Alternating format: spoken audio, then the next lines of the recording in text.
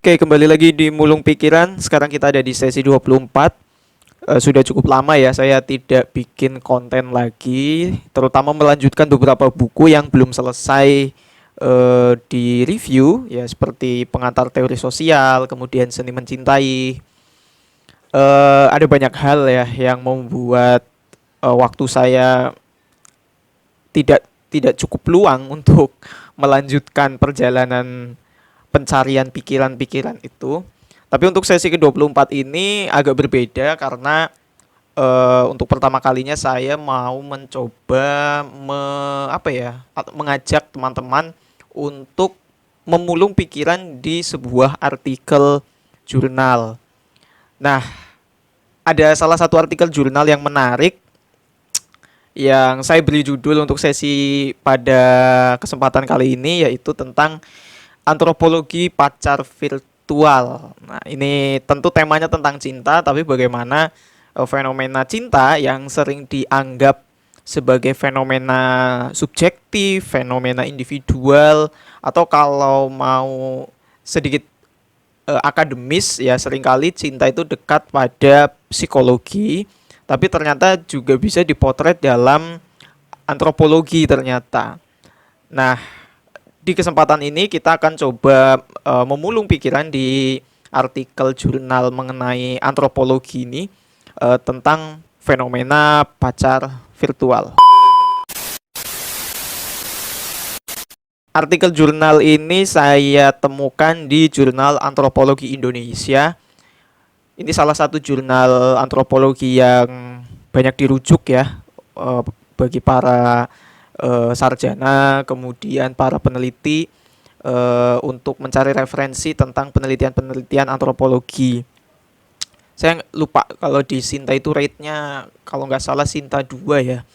Jadi cukup kredibel lah untuk dikutip, atau cukup kredibel untuk bisa dipercaya sebagai sebuah penelitian ilmiah. Jadi di jurnal ini saya menemukan satu artikel yang berjudul Pacaran Yuk, sebuah studi kasus mengenai proses percintaan di Line Play, Our Avatar World. Jadi jurnal ini diterbitkan tahun 2021. Jadi kalau buat teman-teman yang mengerjakan skripsi masih bisa dikutip ya. Jadi masih 5 tahun terakhir, jadi baru 2 tahun yang lalu ya. Diterbitkan tahun 2021, jadi nggak terlalu jauh lah, artinya masih cukup relate untuk kita bisa bahas ya. Kecuali artikel itu sudah tahun 90-an atau tahun 80-an.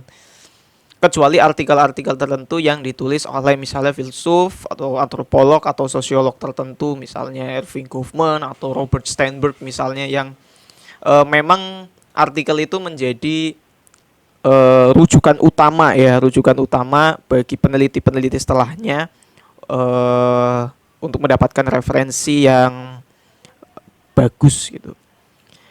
Oke, kita langsung mulai saja ya. Kita coba memulung pikiran-pikiran yang ada dalam artikel jurnal mengenai pacar virtual.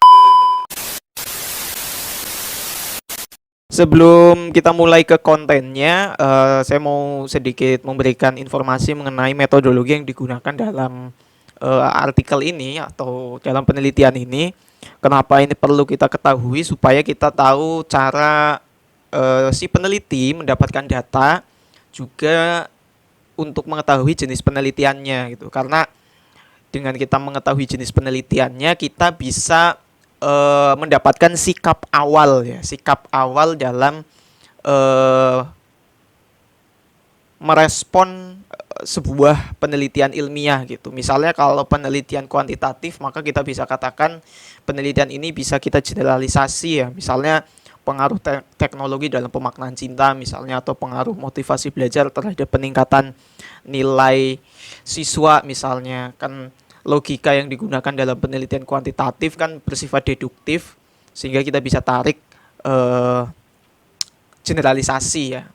Sedangkan kalau kualitatif kan sebaliknya, dia menggunakan penalaran induktif, sehingga kita tidak bisa mengeneralisir. Meskipun kalau menurut saya bukan berarti penelitian kualitatif itu meskipun tidak bisa digunakan untuk mengeneralisasi, tapi bukan berarti kemudian dia tidak punya fungsi atau manfaat ya. Karena salah satu karakteristik penelitian kualitatif itu adalah attention to detail, sehingga kita bisa lebih merasakan dinamika dalam penelitian itu, nuansa, kemudian alur-alur cerita yang lebih detail ya.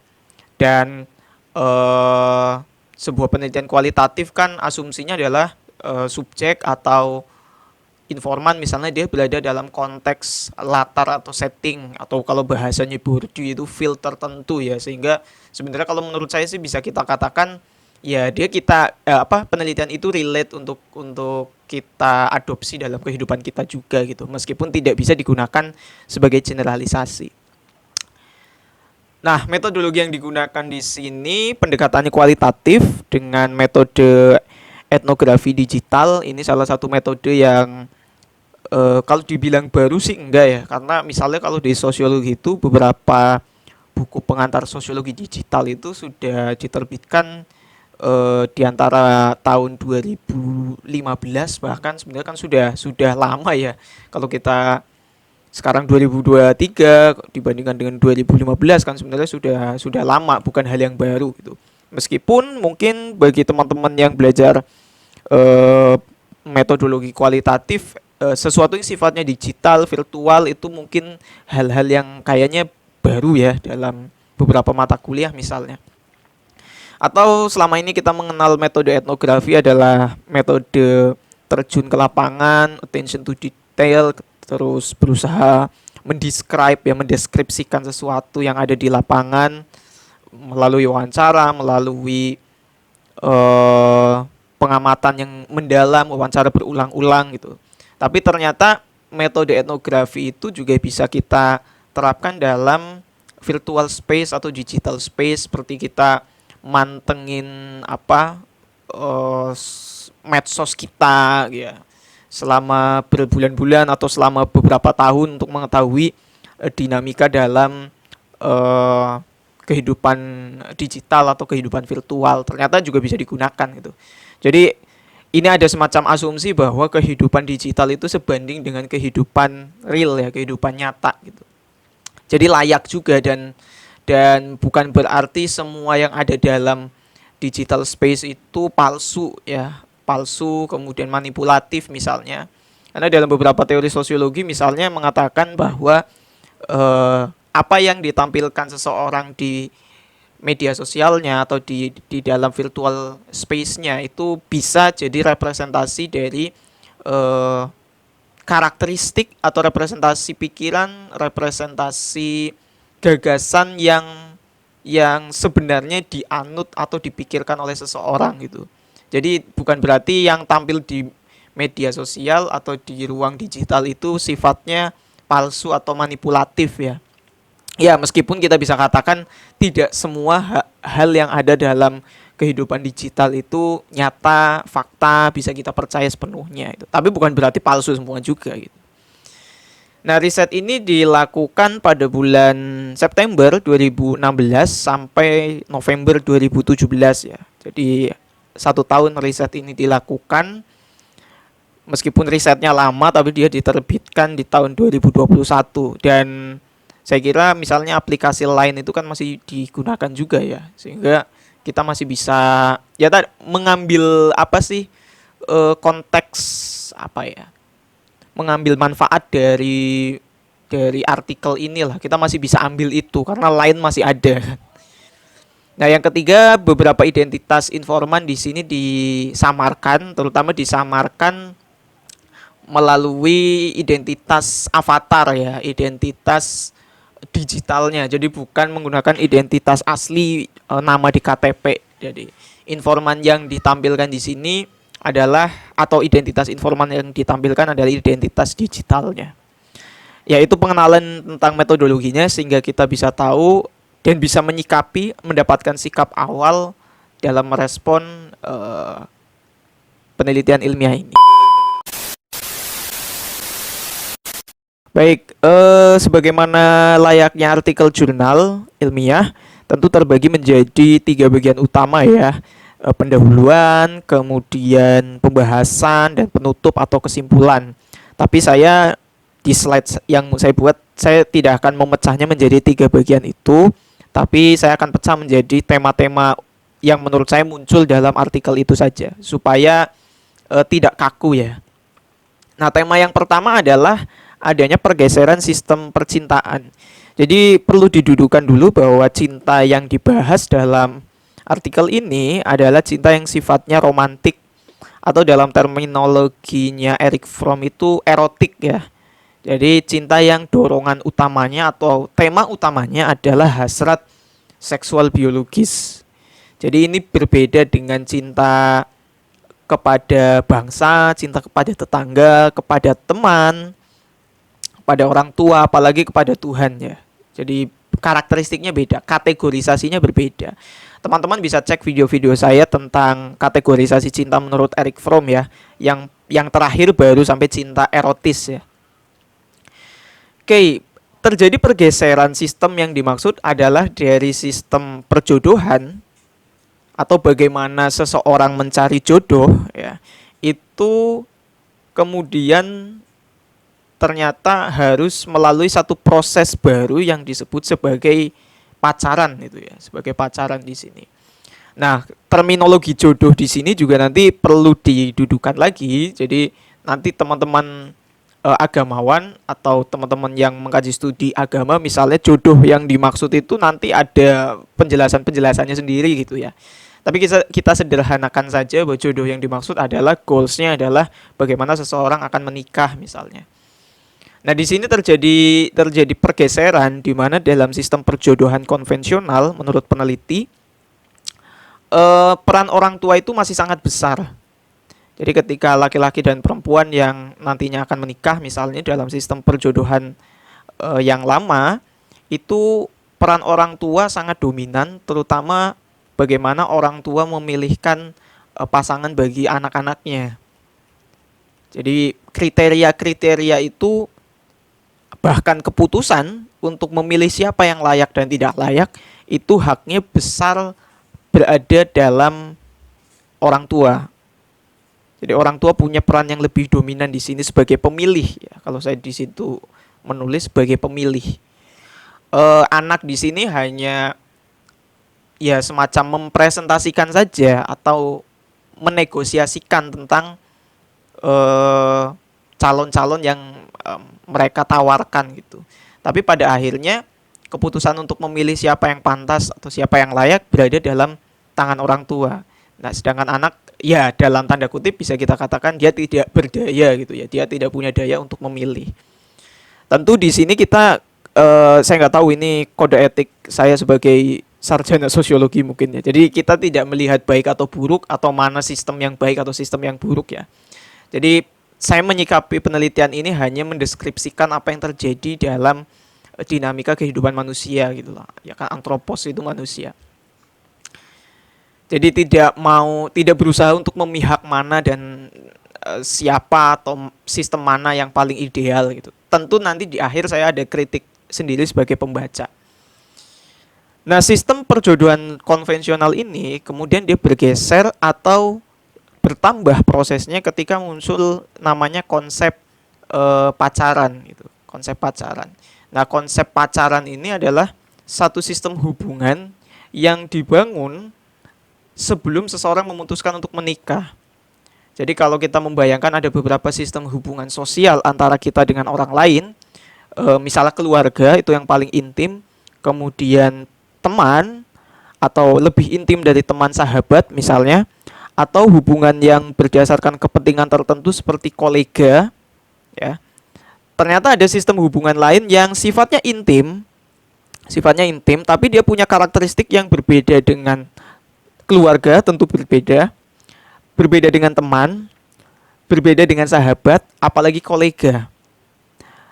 Kalau menurut saya sebenarnya sistem hubungan ini ya itu melibatkan tadi, karena konteksnya cinta erotik yang melibatkan hasrat seksual sebenarnya, melibatkan dorongan-dorongan seksual.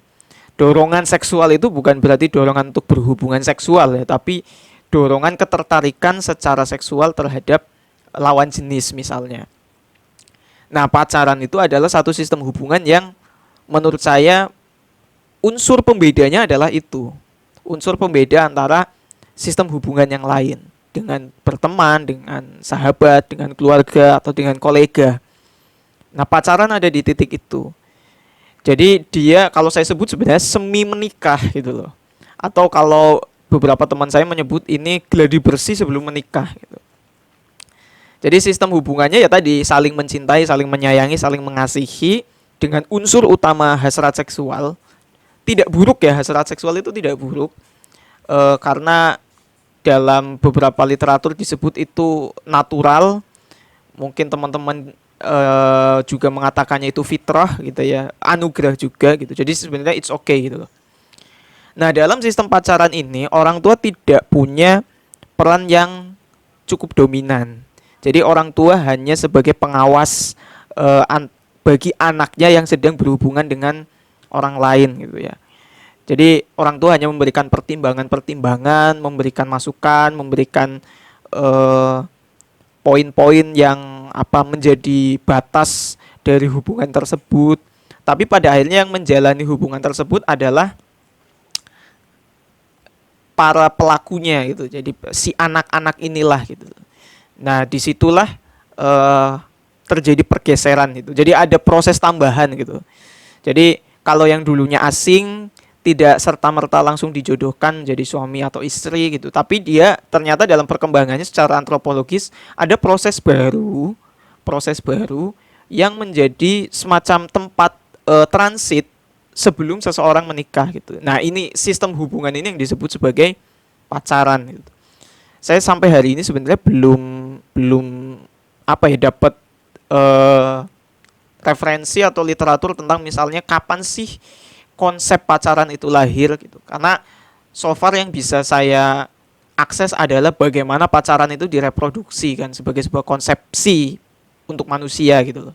Tapi sejak apa pada awalnya dia muncul kemudian melahirkan bahasa kalau di Indonesia menjadi pacaran gitu atau dalam Inggris mungkin disebut sebagai relationship gitu kan. Padahal relationship itu kan hubungan gitu. Dan seterusnya itu kapan secara historis itu sampai hari ini saya belum nemu bukunya ya. Buat teman-teman yang mungkin sudah menemukan referensi itu bisa tulis aja di kolom komentar ya. Jadi buku atau jurnal apa yang menceritakan tentang asal mula sistem hubungan yang namanya pacaran ini.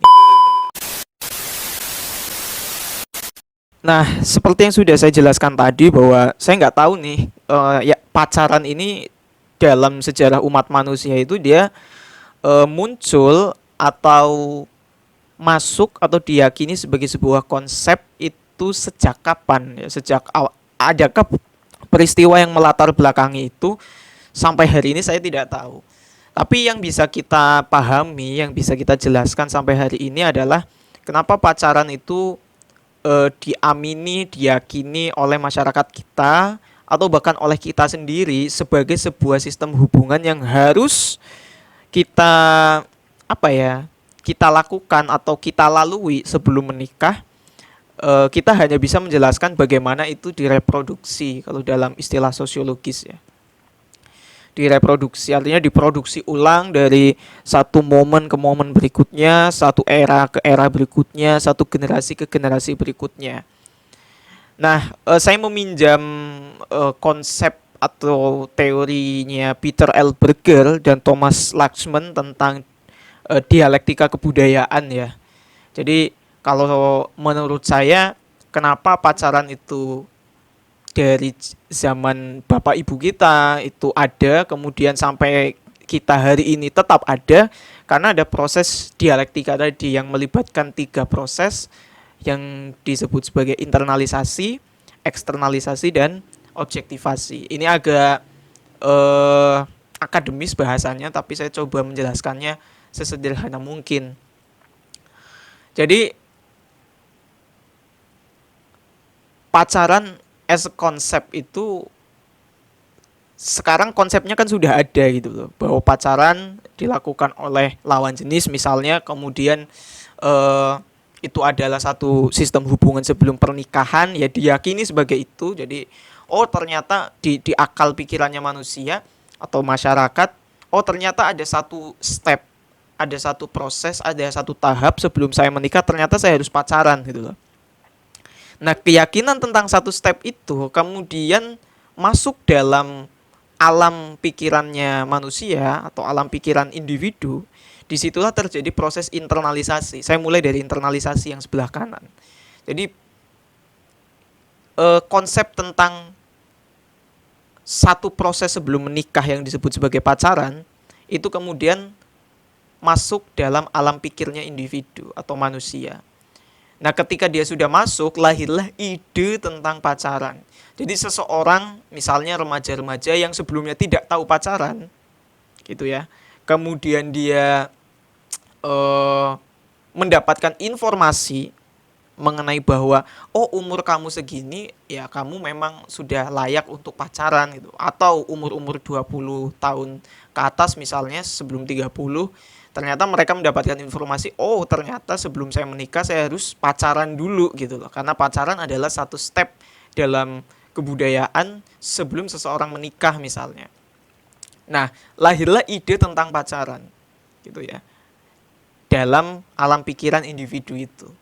Oh, ternyata aku harus pacaran. Nah, itulah ide tentang pacaran. Nah, bagaimana caranya saya pacaran? Nah, ide itu kemudian diekspresikan dalam bentuk tindakan-tindakan atau sikap. Nah, ketika individu itu mengekspresikan apa yang ada dalam dirinya, mengekspresikan apa yang dia yakini tentang ide pacaran, itulah namanya proses eksternalisasi, yang wujudnya adalah praktik pacaran. Jadi ide tentang bahwa aku perlu pacaran kemudian ditindaklanjuti dengan sejumlah tindakan.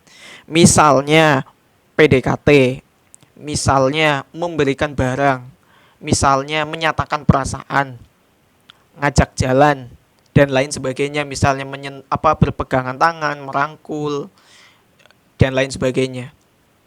Nah, disitulah terjadi eksternalisasi yang kemudian wujudnya adalah praktik berpacaran.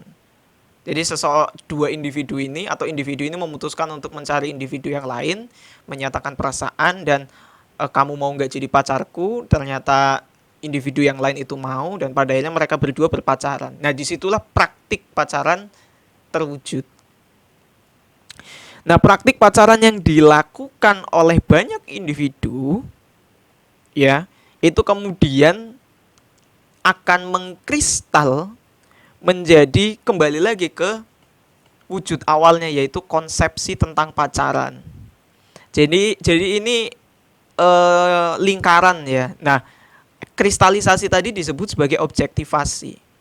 Jadi praktik-praktik pacaran yang dilakukan oleh banyak individu, kemudian dia secara sosial mengkristal menjadi satu konsep dalam kehidupan bermasyarakat, bahwa sebelum saya menikah saya perlu pacaran dengan berbagai alasan, entah mengetahui satu sama lain, entah menyalurkan hasrat seksual, entah ya memang culture-nya begitu gitu ya, sebagai bentuk konformitas misalnya gitu kan. Lahirlah produk namanya konsep pacaran, terjadi proses yang namanya objektivasi gitu. Jadi analisis saya pribadi bahwa kenapa pacaran itu selalu ada, ya karena ada proses ini gitu loh, ada proses di mana sekarang ada konsepsi pacaran yang kemudian diserap oleh individu menjadi ide tentang berpacaran, ide itu kemudian diekspresikan menjadi praktik berpacaran. Nah, praktik ini yang dilakukan banyak orang kemudian mengkristal menjadi sebuah konsep yang diyakini dalam kehidupan sosial.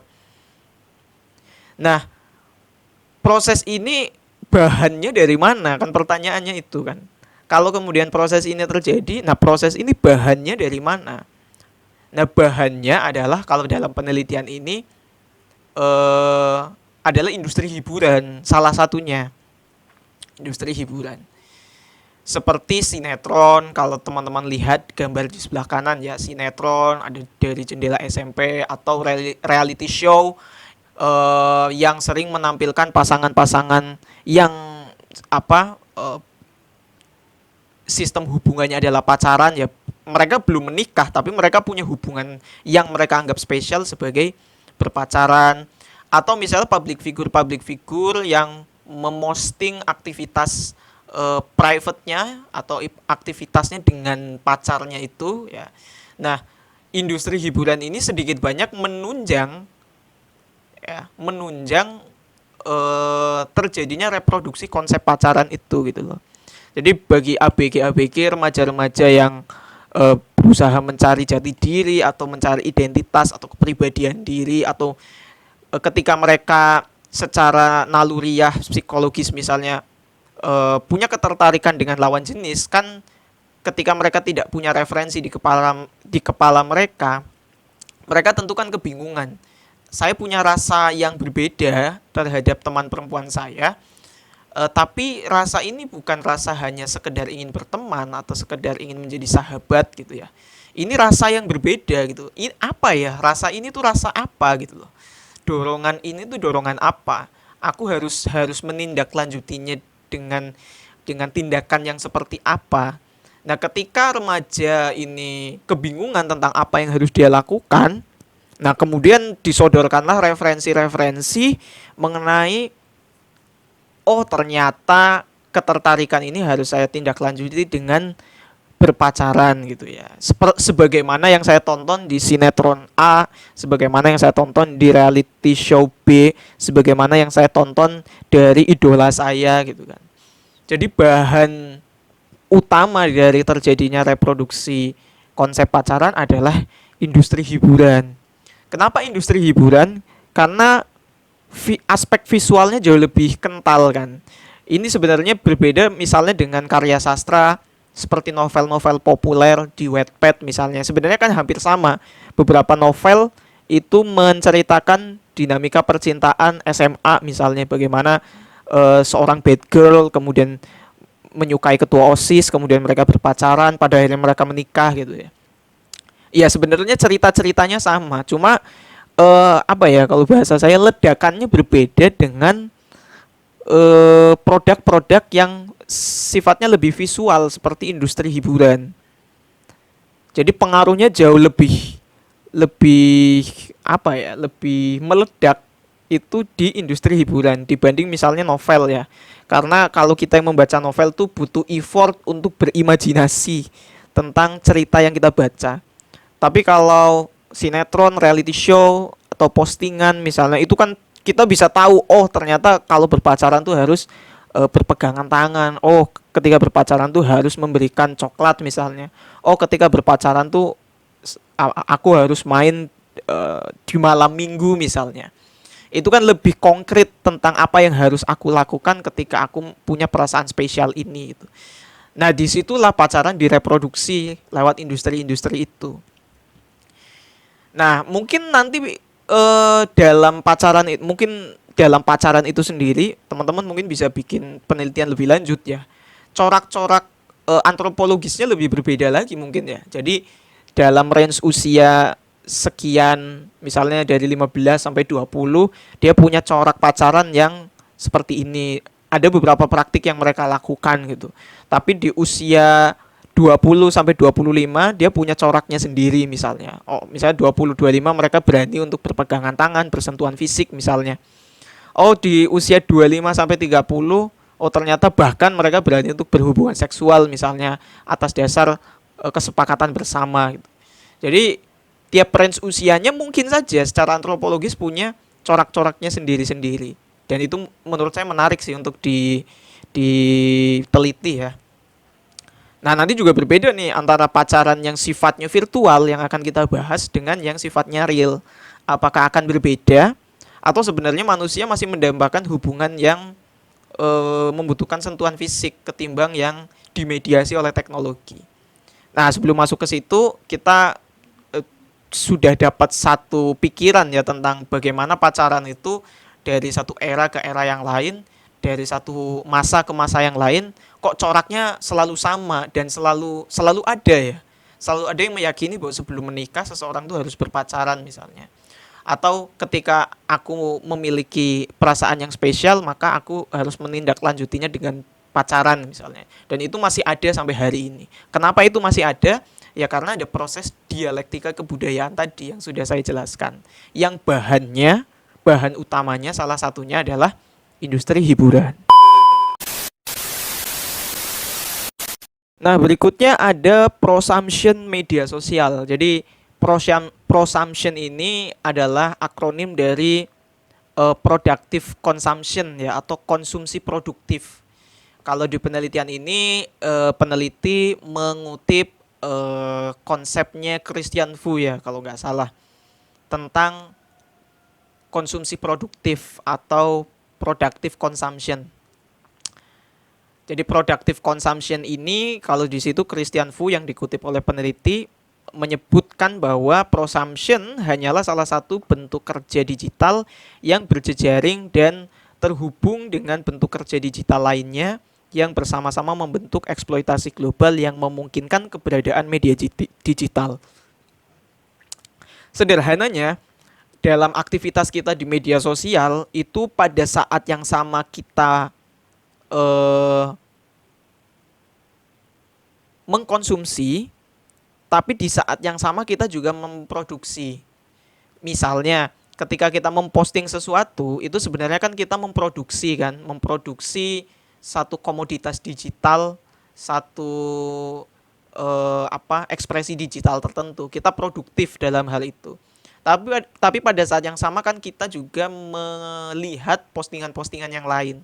Ketika kita melihat kan sebenarnya kita sedang mengkonsumsi komoditas digital itu, ekspresi digital itu. Jadi aktivitas kita di media sosial adalah aktivitas yang sifatnya konsumsi yang produktif. Jadi kita mengkonsumsi satu postingan atau satu apa ya, saya lupa istilahnya apa, satu konten ya, satu konten, tapi pada saat yang sama kita juga memproduksi konten-konten itu. Nah, kegiatan memproduksi dan mengkonsumsi atau mengkonsumsi dan memproduksi ini nanti saling berjejaring kalau kata Christian Fu di sini. Mereka saling terhubung melahirkan satu ekosistem. Karena Christian Fu seorang Marxis, ya dia menyebutnya membentuk satu ekologi atau lingkungan eksploitasi global ya, yang membuat media digital atau industri media digital itu hidup terus gitu loh. Jadi kapitalisme digital itu lahir dari aktivitas kita yang mengkonsumsi dan memproduksi gitu. Itu tentang prosumption. Tapi apa kaitannya prosumption dengan pacar virtual ya? Di sini peneliti di bagian pendahuluan memberikan penjelasannya atau analisisnya mengenai penetrasi teknologi ya, terutama teknologi informasi dan komunikasi. Bagaimana para pengguna media sosial atau manusia individu-individu ini di era sekarang itu memanfaatkan teknologi untuk menjadi media mereka untuk mencari jodoh itu loh. Jadi kalau kita membayangkan jodoh itu sebagai sesuatu yang sifatnya misteri, sebagaimana kita yang beragama meyakini itu, tapi ternyata kemisteriusan jodoh itu kok berusaha dibongkar atau berusaha dibongkar ya, benar ya, berusaha dibongkar oleh keberadaan teknologi itu. Jadi unsur misterius dari jodoh itu berusaha dihilangkan oleh teknologi melalui beberapa platformnya ya, terutama platform cari jodoh gitu, platform-platform untuk mencari jodoh. Di sini ada misalnya Tinder, ada Tantan, kemudian ada OkCupid misalnya. Itu beberapa platform pencarian jodoh gitu. Jadi bagaimana kita scroll, kemudian match dan lain sebagainya, kemudian kita bisa menghubungi data-data yang ada di dalam satu akun tertentu gitu ya, dan kemudian kita mengklaim kita mendapatkan jodoh kita gitu. Jadi jodoh berusaha dihilangkan kemisteriusannya. Kalau teman-teman baca misalnya di buku Sanjungan Kepada Cinta yang hasil wawancaranya Nicholas Strong dan Alang Badiou, di bab awal itu Alang Badiou mengkritik tentang adanya biro-biro jodoh. Ini masih biro ya, biro itu berarti teknologi tidak berpenetrasi cukup kuat di situ sebelum ada penetrasi teknologi. Jadi biro-biro jodoh ini kalau kata Alang Badiou itu berusaha memastikan cinta gitu loh. Seolah-olah cinta tuh bisa pasti loh. Seseorang mencintai kita atau kita dicintai oleh seseorang tuh kita bisa memastikan itu semua. Padahal kalau kata Alang Badiou, cinta itu tidak bisa dipastikan gitu loh. Dia selalu mengandung risiko, mengandung konsekuensi, mengandung rasa sakit dan lain sebagainya.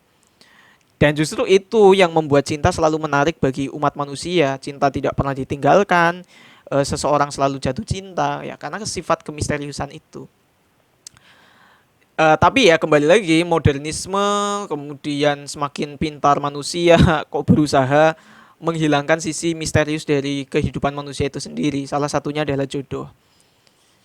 Nah, penetrasi teknologi ini kemudian apa ya membuat individu manusia itu secara sukarela memberikan data-data pribadinya. Jadi di platform-platform ini kan tentu ya bagi apa seseorang untuk bisa match misalnya cocok dengan seseorang yang lain dalam satu aplikasi jodoh misalnya kan dia harus memberikan data-data pribadinya. Dia lahir di mana, tahun berapa, pekerjaan dia apa, dia punya hobi apa yang dia sukai dan tidak sukai gitu kan. Itu bagian dari bagaimana kita atau seseorang itu menawarkan dirinya di pasar. Kalau kata Eric Fromm begitu, menawarkan dirinya di etalase digital ini. Sebagaimana yang dilakukan juga dengan orang lain ya. Orang lain juga menawarkan dirinya di etalase digital ini. Dia orang yang seperti apa, dia punya gagasan apa, dia punya selera musik, selera fashion yang seperti apa gitu kan. Semuanya bisa dilihat. Semuanya bisa dilihat. Dan kemudian bagaimana platform itu memberikan fitur-fitur untuk ya semakin kalau di Tirto ID itu ada video yang mengulas bahwa ada kecenderungan semakin kita scroll itu kok seolah-olah kita makin apa ya makin merasa eh, kecanduan gitu loh. Jadi semakin kita merasa yang ini match tapi kita merasa kayaknya nanti ada yang lebih cocok deh, ada yang lebih cocok. Jadi kita tidak bisa puas dengan hasil yang ditawarkan oleh platform digital tentang jodoh itu tadi. Nah, di sini pemberian data-data pribadi itu adalah kegiatan prosumption seperti yang dijelaskan Christian Fu tadi. Jadi bagaimana data-data yang diberikan seseorang ini menjadi komoditas yang dia produksi karena dia memberikan data kan, memposting data, itu kan dia memproduksi untuk kemudian data-data itu dikonsumsi minimal oleh dirinya sendiri ya, maksimal oleh pengguna yang lain, pengguna platform itu dan perusahaan aplikasi yang bersangkutan.